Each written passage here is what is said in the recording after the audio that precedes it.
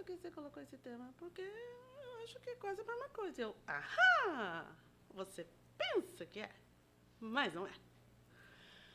E aí eu vou ver se vocês acham a mesma coisa que eu, né? Porque achar é uma coisa.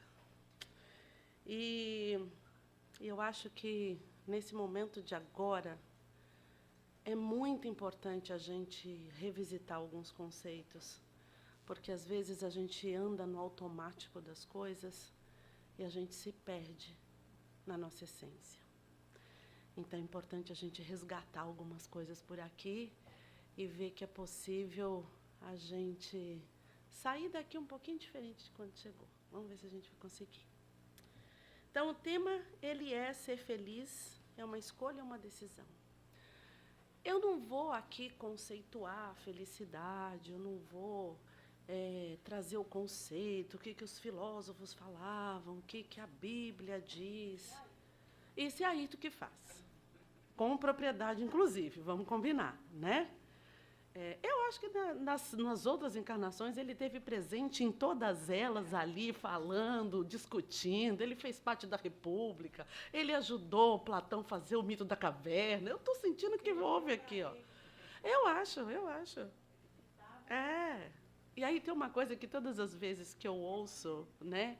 Ela vai assim, gente, que calendário que vocês estão usando? Não tem alguém que me faça lembrar, se o Ayrton tivesse aqui, e se vocês falassem de calendário, vocês iam ver o que era uma aula de calendário. Mas hoje nós vamos falar de ser feliz é uma escolha ou decisão. E aqui eu vou trazer alguns pontos que reforçam, que relembram para a gente o aspecto da felicidade. Então, a primeira coisa que eu trago no Livro dos Espíritos, na questão 520, é perguntado, né? Allan Kardec pergunta: pode o homem gozar da terra de uma felicidade completa? Que esse é um ponto que, às vezes, eu vou dizer muito por mim. Às vezes, a gente vive como se muitas vezes não houvesse amanhã. E, às vezes, a gente vive numa intensidade como se aquele momento fosse eterno, né? Seja ele de felicidade ou seja ele de qualquer outro sentimento ou virtude que a gente queira empregar. E aqui eu acho que traz para a gente um aspecto que tudo é passageiro, né? E tem um ponto aqui que ele fala que eu acho muito bacana. Às vezes a gente está no ápice da felicidade, ou ansiando aquela felicidade. Então tem aquela história, quando eu me casar vou ser feliz, quando eu me aposentar vou ser feliz, quando eu tiver um filho vou ser feliz. E você sempre fica buscando essa pseudo-felicidade e ela nunca chega. E aí eu entendi por quê, porque ele dá um sonoro não, porque a felicidade completa não é aqui, né? Por isso que a vida lhe foi dada como prova ou expiação. Dele, porém, depende a suavização dos seus males e o ser tão feliz quanto possível na terra. Ou seja, então a gente sabe que nós não teremos aqui uma plenitude de felicidade. Nós vamos ter um estado de felicidade, um momento de felicidade. Mas só que tem uma condicionante aqui que eu achei muito legal. E essa condicionante, ela está intimamente ligada ao quanto que eu estou preparado para isso. Como é que você se prepara? Quando você se resolve naqueles nossos males. E os males a gente vai compreender assim para ficar mais fácil. Quanto mais eu me vejo arraigada nos aspectos materiais, menos é a oportunidade que eu tenho de ter essa felicidade plena. Ok? Aí eu fui buscando outras questões que pudessem elucidar um pouco isso do que a gente fala dessa felicidade. E aí eu vi... Aí eu vi aqui duas reflexões que me chamaram muita atenção. Um pelo espírito Miramês, que diz assim: a felicidade nasce no coração que compreende e perdoa. Quem ama sem exigências e vê a vida como um eterno aprendizado. Então, assim, felicidade tem labuta, felicidade tem esforço, felicidade tem um cotidiano que precisa ser exercitado. Então, não é aquela coisa contemplativa, né? Às vezes eu ficava vendo aquelas coisas, a harpa, a uva, você deitada naquela posição diva, aí vem aqueles eunucos e fica ali te abanando. Não é legal isso? Aquilo, eu achava que aquilo era felicidade, mas aqui ele está dizendo que não é. E eu acredito nele. E aí Leon Denis fala algo que eu achei tão importante e deu para mim um entendimento que felicidade é um crescente, né? Então ele fala um eterno aprendizado, mas mais do que aprender, é se desenvolver. A verdadeira felicidade consiste no desenvolvimento de nossas potências internas. Uau! Quando eu li isso, eu falei assim, que bacana. Então está aqui dentro. Né? Tem uma potência aqui dentro e que a gente precisa descobrir. E como que a gente vai descobrir? Exercitando, sendo curioso conosco, com a vida, com as pessoas, com os desafios, com os momentos felizes, os momentos não tão felizes. São essas experiências que vão nos dando essa musculatura de poder olhar para esse movimento do potencial interno, ele se aflorar cada vez mais. Eu também quero ouvir. Pode falar para todo mundo. Pode falar? Pode. Eu estava falando com a Marisa. Diga aí. Vou falar com ela. E fala mesmo.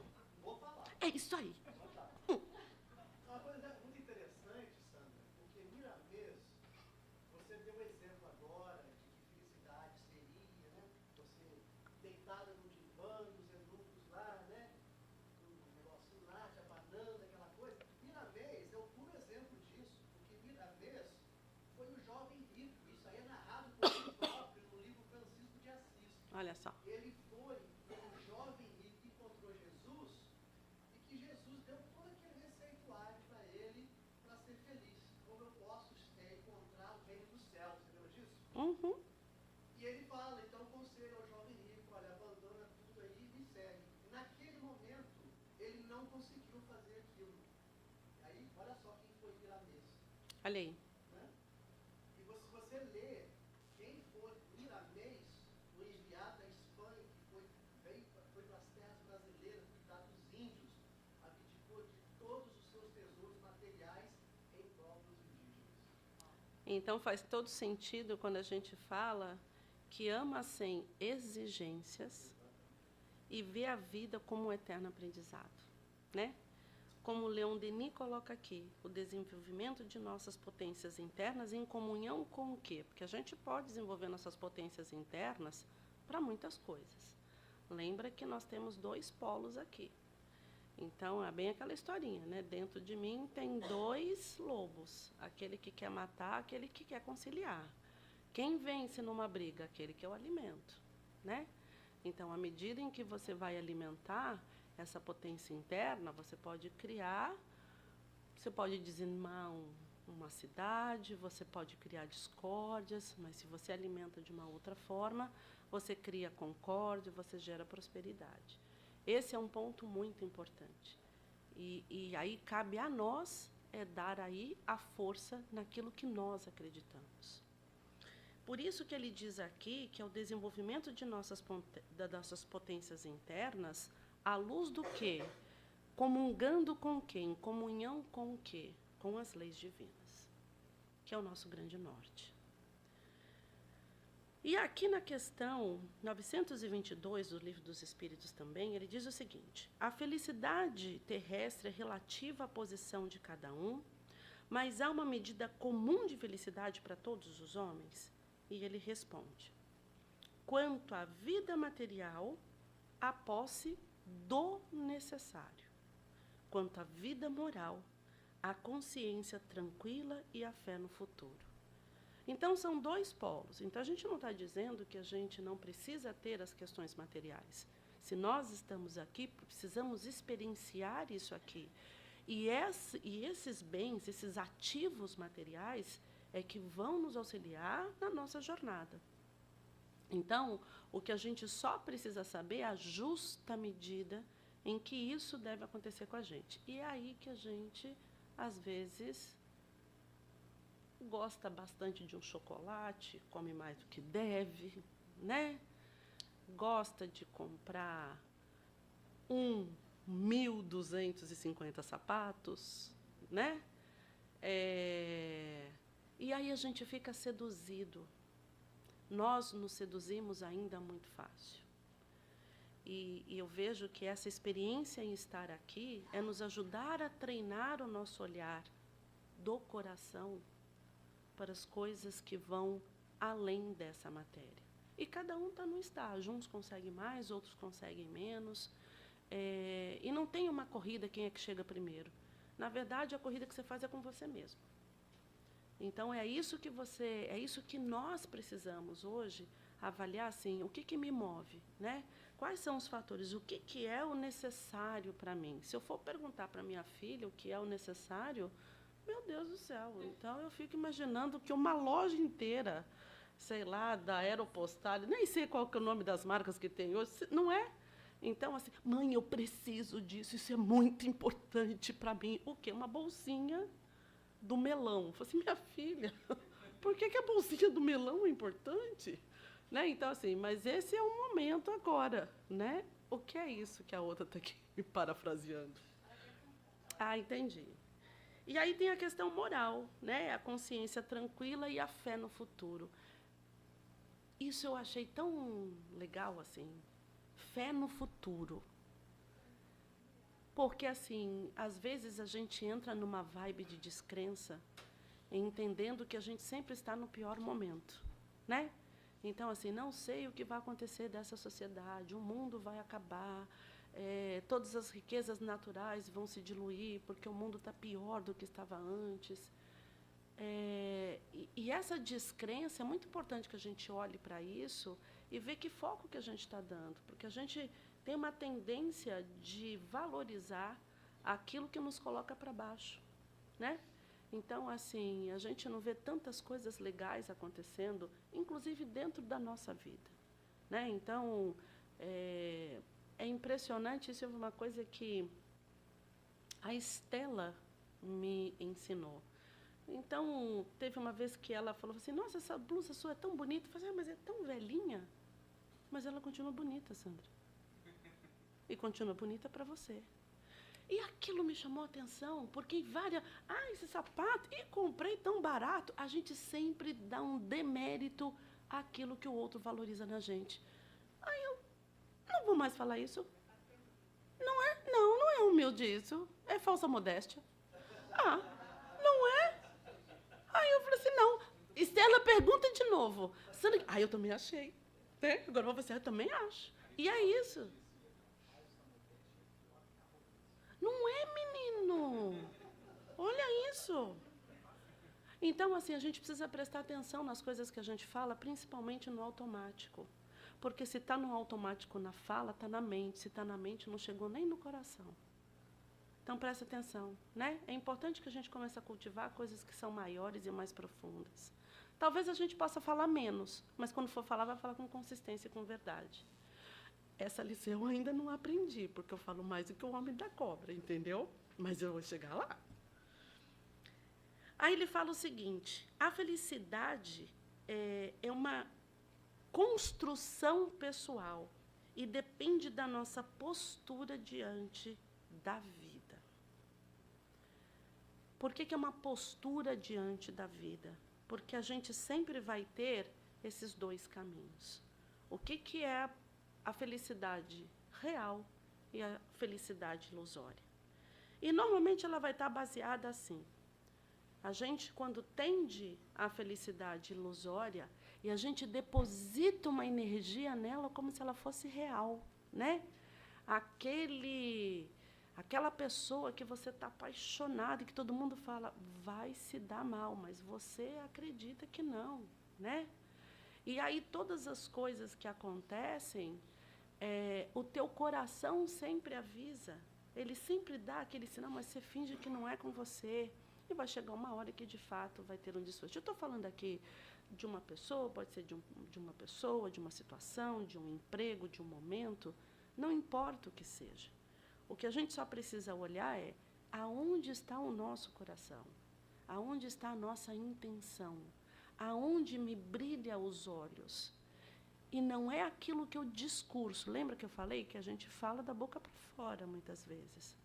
Mas é aquilo que teu coração fala para você, que às vezes a gente não está muito afim de ouvir. Então, normalmente, eu quero estar com aquela pessoa, por quê? Porque eu quero ter a sensação de ter ela comigo, não importa como, baseada nos prazeres ou no status que aquela situação vai me dar, e que normalmente situações como essa se tornam passageiras e sujeitas a perdas, sempre sai uma perda. Claro, vai ter um crescimento, mas a dor é tão grande, e se você olhar, por que dói tanto? Que talvez eu poderia ter pensado em ter feito de uma outra maneira, e talvez esse sentimento de estar sendo lesionado poderia ser menor. Gera medo e ansiedade. Seja autocrítico, se consulte quando você tem uma relação, seja ela qual for, com o chefe, com o marido, com o filho, com o amigo, com o trabalho, não importa. Se ela gera medo, se ela gera ansiedade, não é uma relação que vai te trazer felicidade. Esse é um ponto. Há situações que geram medo e ansiedade que a gente precisa trabalhar isso. E nós vamos chamar as pessoas que podem nos dar esse suporte. Mas eu não posso ter essa relação pautada nisso. Esse é um ponto importante que a gente precisa olhar. Porque a felicidade real, o que é? É baseada na paz interior e na evolução. Duradoura e imutável. Gera serenidade e confiança. Leva ao amor e à humildade. E aqui eu vou contar para vocês uma situação em que todas as vezes que eu lembro disso, eu acho que aquilo foi um momento de felicidade real. Eu sempre, no Brasil, eu gostava de fazer alguns movimentos no final do ano, eu dar cestas básicas, visitar algum lugar que tivesse uma condição muito, muito pobre, né? E eu lembro que eu fui uma vez para o Vale do Jequitinhonha.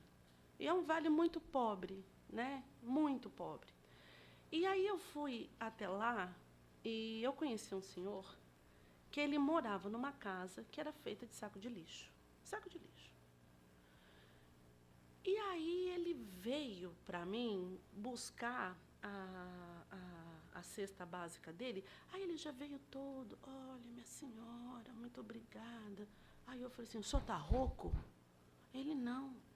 Eu falei, por que você está falando baixinho, rouco, de cabeça baixa?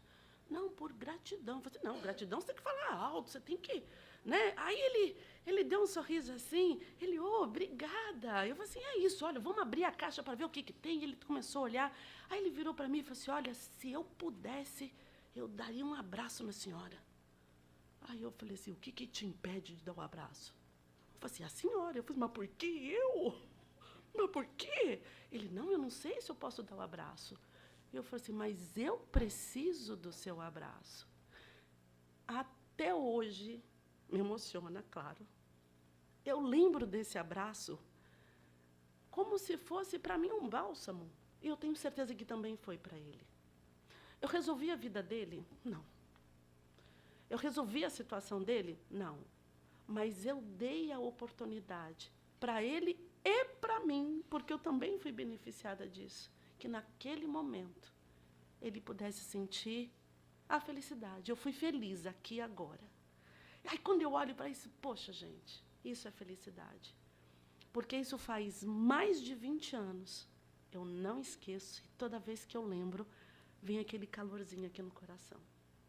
Eu acho que é isso que dá o gostinho da gente olhar a felicidade dessa maneira. E aí, eu não sei se tem aqui esse livro, que é Vida Feliz. Tem esse livro aqui, Marisa? Cara, gente, é assim, esse é o livro.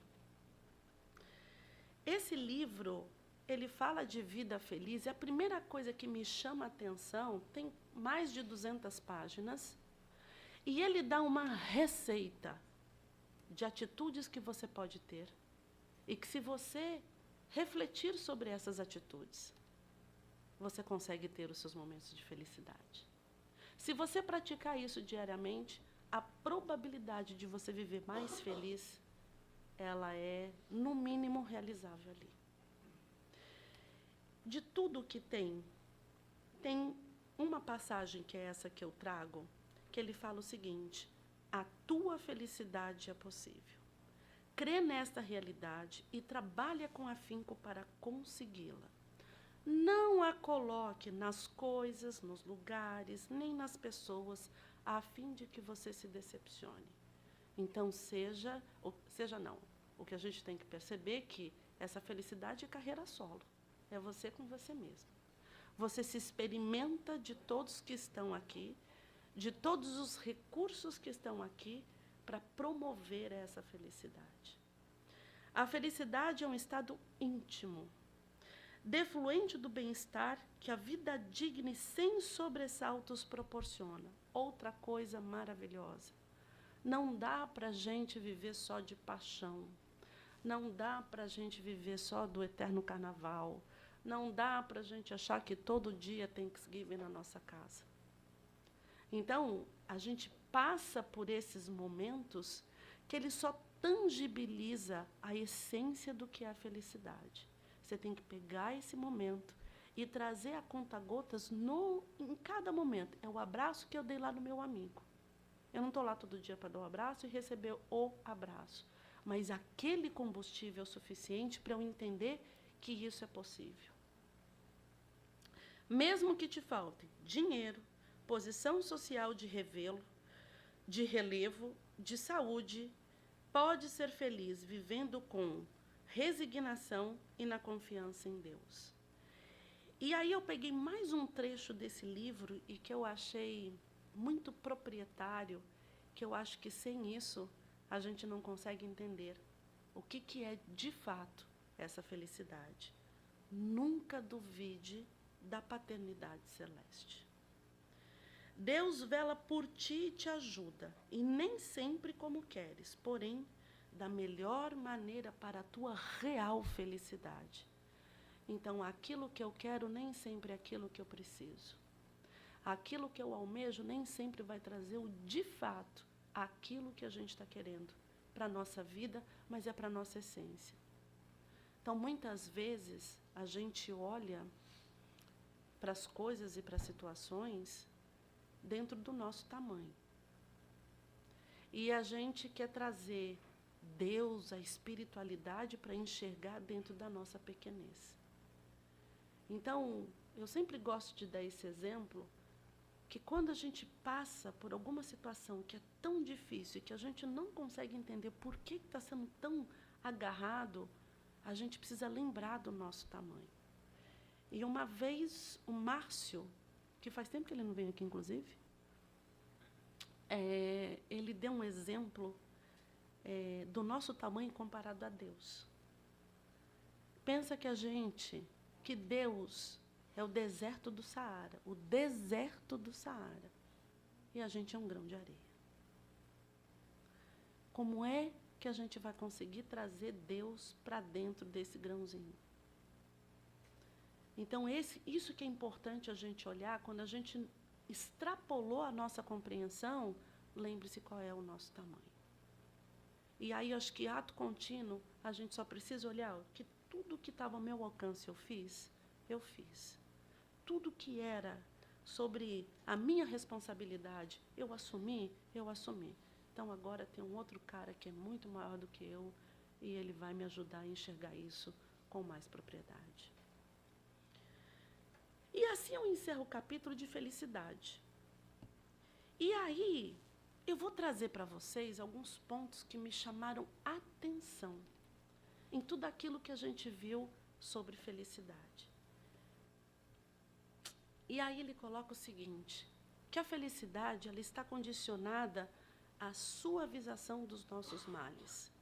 Então, quanto mais eu querer me melhorar, quanto mais eu querer me gerenciar nas minhas más inclinações, nos meus vícios, nas minhas más tendências, eu consigo enxergar e valorar a felicidade que está à minha volta. Ter o necessário. O que é o necessário? O que de fato eu preciso? Ninguém precisa fazer voto de pobreza, dar todas as roupas, vou viver na rua. A ideia não é essa. Mas o que é o supérfluo? E que eu brigo por isso, e que isso tem uma... E o supérfluo, vamos colocar em todas as dimensões que a gente entender. Há muitas formas da gente ver supérfluo. O supérfluo de que eu quero ter atenção 24 horas por dia. O supérfluo que eu preciso trabalhar 32 horas por dia. Muitas vezes tudo isso também acaba sendo supérfluo. O que é o necessário? Eu preciso ter tempo para tudo, porque Deus te deu vários papéis para você representar. Então vamos buscar representar o máximo que a gente consegue, no melhor que a gente consegue. Amar sem exigências. A gente amar condicionando, né? Eu faço isso com meu marido. De noite, quando eu quero água, eu falo assim, você me ama? Ele, o que você quer, Sandra? Pega uma água lá para mim. Senão você não me ama se você não for lá buscar. Então, assim, essas condicionantes acho que até dá, né? Lá, eu acho que tem mais gente que faz isso também, né? Então, assim, esse amar sem exigências não é aceitar o menos. Não é aceitar que ele me dá qualquer coisa e eu aceito qualquer coisa. Não. É compreender que o outro tem uma limitação. E está tudo bem. Ele chegou até aqui, até esse ponto. E aí a decisão é sua, se você quer continuar entendendo que há essa limitação, mas isso não te afeta, isso não te impacta, isso não te impede a crescer. A partir do momento que você se vê amarrada a essa condição, isso já não é mais esse amor sem exigências. A vida como eterno aprendizado. Se eu entendo que a vida é um eterno aprendizado, tudo que me chega são ferramentas de aprendizagem. Tudo, invariavelmente. Então eu começo a olhar os desafios sobre uma outra vertente. Porque tudo aqui que eu estou colocando, não sou eu que estou dizendo. Eu estou extraindo, eu só peguei dos trechos que Joana de Ângeles falou, que Miramês falou, que Leão Denis falou. Então não sou eu que estou criando. Eu só estou trazendo aqui aquilo que me chama a atenção. Comunhão com as leis divinas. Eu tenho um roteiro, eu tenho um norte. E a gente sabe que quando a gente foge desse norte, forçosamente, é como um elástico, né? Você vai se afastando, mas daqui a pouco ele automaticamente vai lá e te joga para o trilho novamente. Mas normalmente vem como por livre espontânea vontade, vamos lá, vamos voltar. Não, é com dor. Né? Então, assim, só que a gente sabe o momento que a gente vai se afastando. É que, às vezes, a gente não dá voz a essa vozinha que fala para a gente. A consciência tranquila e a fé no futuro é o acreditar. É entender que tem alguém maior do que eu que está no controle de tudo. Construção pessoal. E aí, de tudo que eu ouvi, de tudo que eu vi, tem um ponto que mais me chamou a atenção, que é esse aqui. Postura diante da vida. Em todas as literaturas que eu fui buscar, espíritas e não espíritas, sobre essa felicidade, sempre tem um movimento, sempre tem uma ação, sempre tem essa condição, sempre no aspecto de um estado, de um modo, não é nada perene, não é nada constante, mas está muito ligado da forma de como você reconhece. A postura que você emprega perante a vida é que vai te resultar o quão você consegue entender a felicidade. E aí, quando eu olho para isso, eu faço a pergunta: ser feliz é uma escolha ou é uma decisão? O que vocês acham?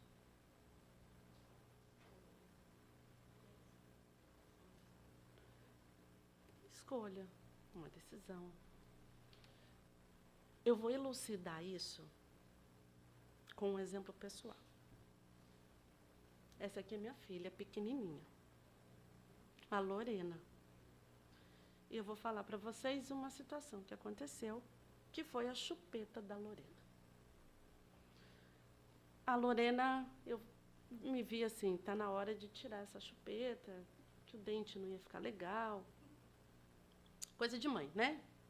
E aí eu peguei, estava o período da Páscoa, aí eu falei assim, filha, deixa eu falar uma coisa. Coelhinho da Páscoa vai vir aqui e falou o seguinte, se você entregar a chupeta, ele te dá uma bicicleta. Ah, eu quero uma bicicleta. Então, filha, então é assim, ó. Na hora que você abrir a porta, você abre a porta. Se tiver bicicleta, você já entrega, tá bom? Ela, tá bom, mãe. Aí abriu a porta, tava lá. A bicicleta, ela olhou a chupeta, olhou a bicicleta. É óbvio que ela... Vou jogar essa chupeta agora. E andou com a bicicleta, e passeou, não sei o quê. Isso foi 2 horas da tarde. 6 horas da tarde, eu vejo a Lorena andando para lá e para cá. Aí eu, tudo bem, filha? Uhum. Aí, quando foi 8 horas da noite, ela, o que foi, filha? Mãe, tá vendo alguma coisa aqui? Tá vendo? Não tem nada aqui. Eu quero minha chupeta. A minha chupeta. Manda aquele coelho voltar, porque eu não quero mais essa bicicleta. Eu quero minha chupeta. A minha chupeta. Eu falei assim, minha filha, mas ele já foi embora. Não, mãe, eu quero minha chupeta, minha chupeta. Essa menina chorou a noite toda. Eu falei assim, gente, eu não vou dar conta, eu preciso dormir. O que a gente fez? Comprou a chupeta. Falei assim, ó, tá bom. Passou um tempo, sei lá, isso foi em abril, foi aniversário, eu não sei, teve um período. Ficou com ela. O coelho não veio buscar. Aí, em um determinado momento, ela começou, ela estava mais velha, né? E ela ia na casa das amiguinhas e ficava muito feliz, brincava com as amiguinhas, não sei o quê. E ela tinha um quarto ainda muito de bebê, porque ela era muito pequenininha. Então, ela tinha um berço que se transformou numa aquelas camas. Então, sabe, estava aquela transição. Aí eu falei assim, Lorena, preciso conversar com você. Uma coisa importante. Ela já olhou. O que foi, mãe? Filha, a princesa veio aqui, conversou comigo a respeito do seu quarto. Você, em algum momento, você falou para mim que você gostaria muito de ter o quarto. Ela falou assim, olha, eu consigo fazer esse quarto, consigo dar o quarto para você, só que tem uma coisa. Não pode ter a chupeta. E ela falou que ela não é o coelhinho da Páscoa. Tá. Ela pediu para você pensar. Pensa sobre isso. E depois você dá a resposta. Passou 1 dia, 2 dias. Aí ela voltou e falou assim, filha, e aí, você tem a resposta? Aí eu não me esqueço. Ela virou e falou assim, tá bom, mamãe Sandra. Fala para essa princesa que eu quero ter o meu quarto. Aí, o que eu fiz? Tranquei o quarto, fui montar o quarto, e o quarto ficava trancado. Todo dia ela ia lá, tentava ver se o quarto estava aberto, o quarto estava aberto, e não sei o quê, e volta, vai, sei lá, levou 1 mês, 2 meses. Arrumei o quarto. Aí, um dia, a porta estava aberta. Aí, quando ela olhou o quarto, todas as coisinhas que ela gostava, que ela queria, estavam lá no quarto, parará, nada. Mas eram coisas que para ela fazia muito sentido. E aí não me esqueço que ela olhou para mim, tirou a chupeta. Pode levar para ela, mamãe Sandra. Eu tenho certeza que essa é minha opção. Nunca mais ela pediu chupeta. E aí eu achei isso tão legal, né? Por quê? Porque quando a gente olha no aspecto do que é uma escolha e o que é uma decisão, eu entendo que é mais ou menos isso. Escolha é o caminho das pequenas atitudes. Escolhemos diariamente entre reclamar e agradecer, amar ou guardar rancor, confiar ou temer. Cada criatura vive no mundo que construiu para si mesma. Ou seja, a escolha é algo superficial. Eu escolho aqui agora, não é bem isso que eu quero. Isso aqui é uma coisa legal, mas se tem algo mais sedutor, eu volto. Agora, a decisão é um compromisso profundo. Quando eu decido por algo, independente que caminho que você vai levar essa decisão, hein? Né? Então, assim, e eu sempre espero que a gente decida para o melhor, para nós e para o outro. A decisão vai além das escolhas momentâneas, é um posicionamento diante da vida. Se deseja a paz e a felicidade amanhã, santifica teu esforço hoje.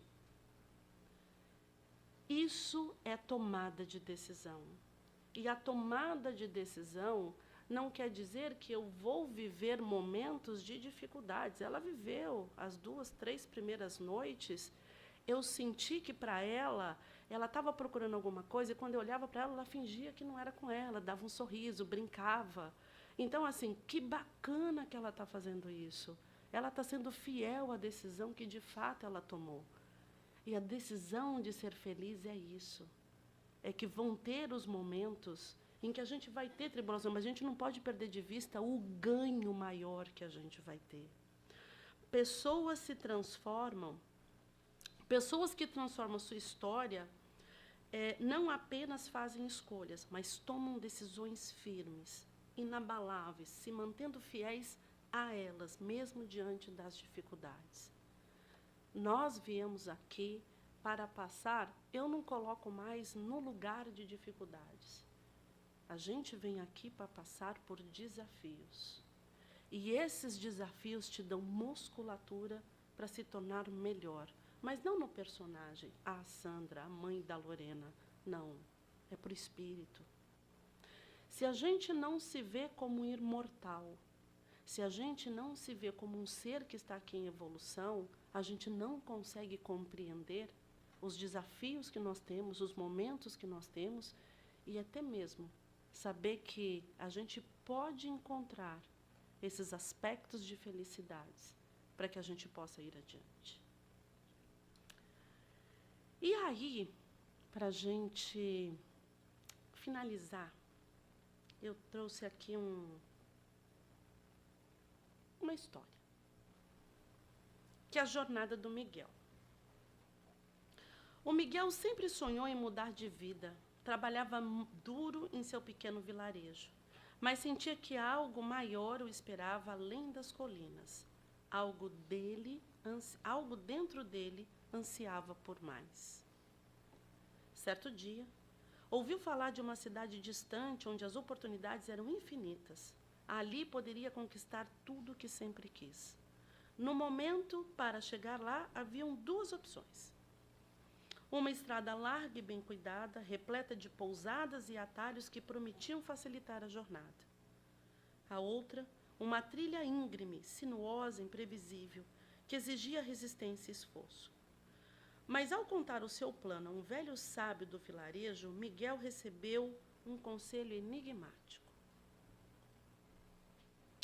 A estrada larga oferece conforto, mas pode afastá-lo do seu destino. A trilha difícil exige coragem, mas revela verdades que poucos descobrem. Sem hesitar, Miguel escolheu qual estrada? A larga, né, gente? Eu também escolhi a larga. A ideia de uma jornada mais confortável parecia sensata. No começo, tudo foi fácil. As pousadas ofereciam descanso, os atalhos prometiam cortar caminho, e Miguel conheceu muitos viajantes que também queriam prosperar. Os dias se passaram e ele logo percebeu algo estranho. Cada atalho levava de volta ao mesmo caminho.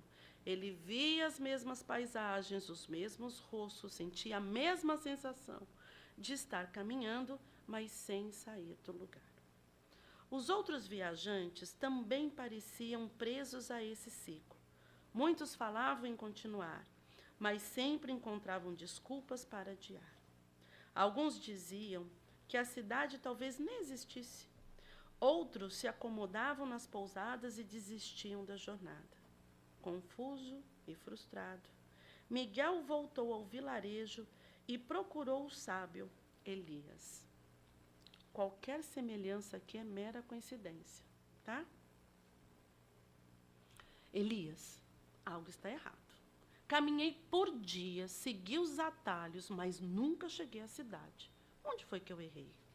O velho sorriu e disse: você fez uma escolha, mas não tomou uma decisão. Miguel franziu a testa. Qual a diferença? Escolher a estrada foi apenas um impulso. Você se guiou pelo que parecia ser mais fácil, mas decidir de verdade, significa estar disposto a pagar o preço pelo caminho. Significa se comprometer com a jornada, independentemente dos desafios. Dessa vez, Miguel tomou uma decisão. Amarrou... Amarrou suas botas, pegou apenas o essencial e partiu pela trilha da montanha. Lembre-se, pegou apenas o essencial. No início, tudo era mais difícil.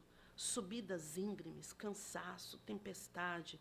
Mas, ao longo do caminho, aprendeu a confiar em sua força. Descobriu novas habilidades. Encontrou pessoas dispostas a compartilhar aprendizados reais. E, acima de tudo, percebeu que estava avançando. Após muitos dias, ao chegar no topo da montanha, viu, enfim, a cidade de longe. Ela sempre esteve lá, mas só os que realmente decidiam seguir em frente conseguiam encontrá-lo.